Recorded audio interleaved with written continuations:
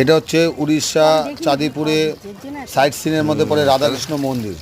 রাধাকৃষ্ণ মন্দিরটা বা চাঁদিপুরের মোহনার দিকে, ওদিকে বুড়িবালাম নদী আছে, যেখানে বাঘাযতীন করেছিল, যুদ্ধ করেছিল ইংরেজদের সাথে।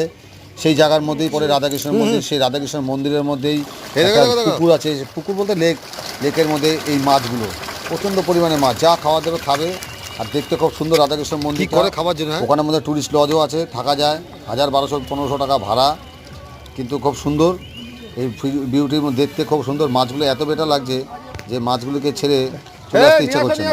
এই জন্য মাছগুলোর দিকে তাকিয়ে দেখছিলাম, মাছগুলো তাকিয়ে দেখছিলাম। তারপরে ওখান থেকে এইগুলি দেখার পরে চাঁদিপুরে সাইট সিনে গেছিলাম ঘুরতে। আরও চাঁদিপুরের সাইট সিনের মধ্যে চাঁদিপুর বিচের কাছে গেছিলাম। বিচের পাশ দিয়ে গা দিয়ে একটা রাস্তা আছে ঝাউবনের পাশ দিয়ে, সেটা দিয়েও একবার চাঁদিপুর মোহনায় যাওয়া যায়। ওই মোহনার থেকে বুড়িবালাম নদীতেও যাওয়া যায়, সেটা যাওয়া যায়। আপনারা চাঁদিপুরে আসলে মোটামুটি একদিনের বেশি না থাকলেও চলবে, কারণ চাঁদিপুরে এখনও সেই ফাঁকা। সমুদ্র কখনো কখনো সামনে আসে, আর কখনো 4-5 কিলোমিটার দূরে চলে যায় সমুদ্র, মানে খুঁজেই পাবে না। কিন্তু দূরে চলে গেলে কী হবে, যে বালিয়ারি যে সৈকতের ভিউটা আছে, যে বীজটা, মানে সেটা আমাদের কলকাতা, দীঘার, মন্দারমণি এরা পাতা পাবে না। এর থেকেও অপরূপ সুন্দর সেই চাঁদিপুরের চাঁদিপুরের বীজটা। যাই হোক, তাও আপনারা যদি চাঁদিপুরে যান, ওখান থেকে আবার পঞ্চলিঙ্গ সরও ঘুরতে যেতে পারেন। পঞ্চলিঙ্গ সরে খুব ভালো